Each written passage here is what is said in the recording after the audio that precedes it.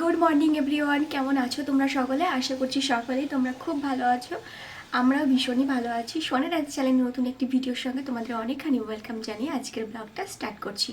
তো এই যে একটু আগে ঘুম থেকে উঠলাম, ঘুম থেকে উঠে ফ্রেশ হয়ে নিয়েছি। আর এখন যেটা করছি সেটা হচ্ছে বিছানাটা তুলে নেব।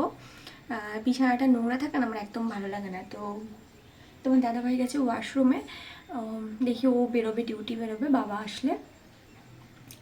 তো চলো, বাবা আসবে একটু পরে, সবজি বাজার টাজার করে দিয়ে যাবে। আর আজকে আমার যেহেতু উপোস আছে, মানে পুজো আছে, কালকে তোমাদের যেমনটা বললাম, তো সেই জন্য সকালবেলা একটু চা খাবো, ব্যাস আর কিচ্ছু খাবো না। দিয়ে স্নান টান করে পুজো করে নেব, নিয়ে তারপরে খাওয়া দাওয়া করবো। তো চলো তোমরা ব্লগটা দেখতে থাকো, আশা করছি তোমাদের ভালো লাগবে। ভিডিওটা ছিল 2-3 দিন আগেকার ভিডিও, ব্লগগুলো শ্যুট করেই রাখা ছিল, কিন্তু এডিটিংয়ের জন্য ভিডিওগুলো পোস্ট করতে পারিনি।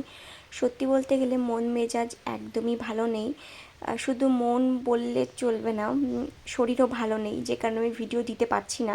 আর ইচ্ছাও করছে না ভিডিও দেওয়ার, কারণ দেখো, শরীর মন যদি সুস্থ না থাকে কোনো কিছুতেই কোনো কিচ্ছু ভালো লাগে না, কোনো কিছুই ভালো লাগে না, মানে কাজ বাজ করতে।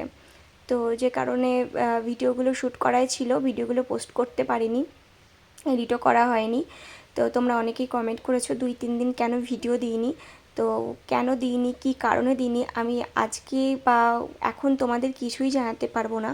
তার কারণ দেখো, সব কিছু এগুলো কিছু কিছু জিনিস ব্যক্তিগত থাকাই আমার মনে হয় প্রয়োজন, কারণ সব কিছু সোশ্যাল মিডিয়ায় না নিয়ে আসাই উচিত।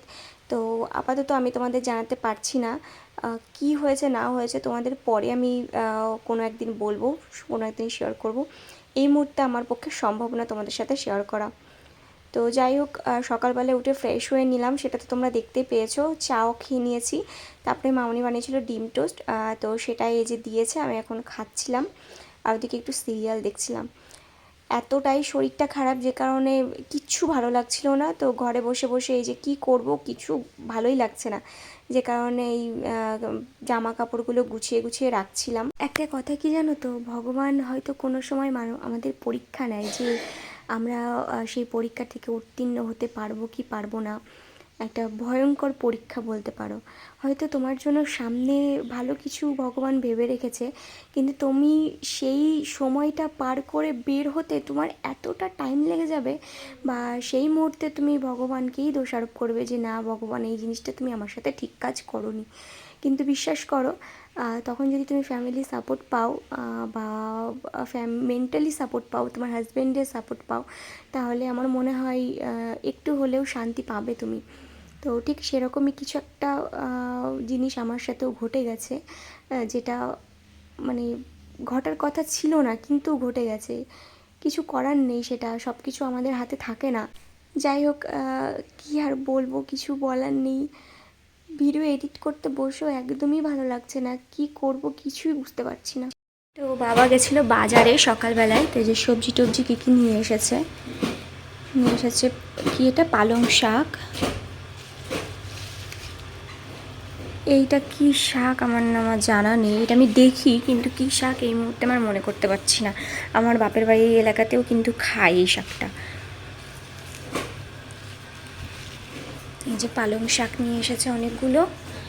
আর এদিকে আছে ফুলকপি নিয়ে এসেছে, দেখছো? আমাদের ওদিকে কিন্তু শীতের সকালে ফুলকপিটা পাওয়া যায়। আর এদিকে আছে কুমড়ো আর ঝিঙে দিয়ে একটা রেসিপি মামুনিকে বলেছি বানাতে, ওটা আমিও পারি জানো। একদিন বাবের বাড়িতে আমি একবার বানিয়েছিলাম, তো সবাই খুব সুন্দর বলেছিল, খেয়ে খুব ভালো লেগেছিল। তো ওইটা পরে একদিন বানাতে বলবো। আর এদিকে আছে ভেন্ডি আছে, আর সেরকম কিছু না, লঙ্কা। আর এইটা থেকে আছে, দেখি এটাতে আছে বাঁধাকপি আর আলু। চলো দেখি কি কাটি। আজ শুধু হবে পালং শাকটাকে তো কাটবো, তারপরে দেখি কি কাটি।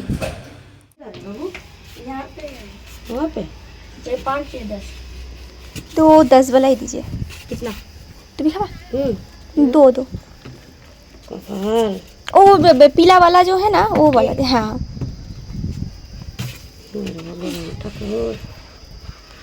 तुम्हारा मम्मी नहीं है? है ना।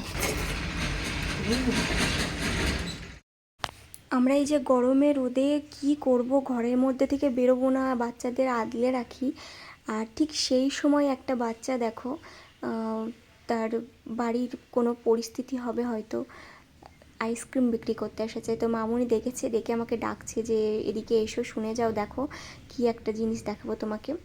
তো ভীষণ মায়া করছিল জানো, যে আমাকে এমন করে বলছে যে দিদি এক লে লো না, মানে মুখ দেখে তুমি বুঝতেই পারবে এতটা খারাপ লাগছিল।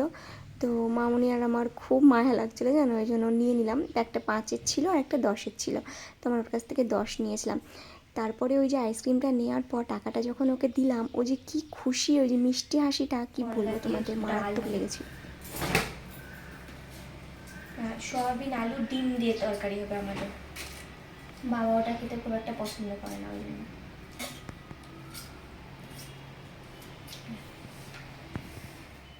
এখানে আসার পর প্রায় 10 দিন পরে বৃষ্টি দেখা পেলাম।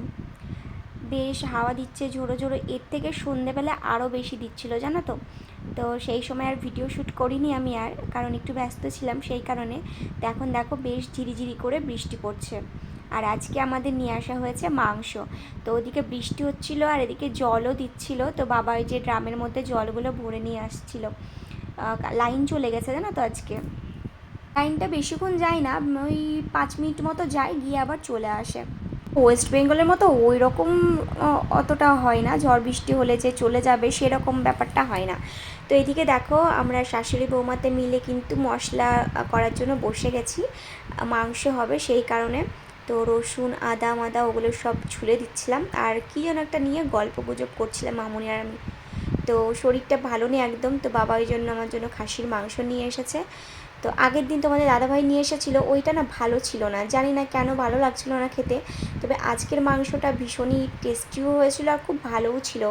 তো আজকে বাবা মাংসটা রান্না করছে, আমার আজকে ভালো লাগছিল না বলে বাবা বললো দাঁড়াও আমি আজকে বৌমাকে মাংস রান্না করে খাওয়াবো। তো এই জন্য বাবা দেখো বসে গেছে মাংস রান্না করছে।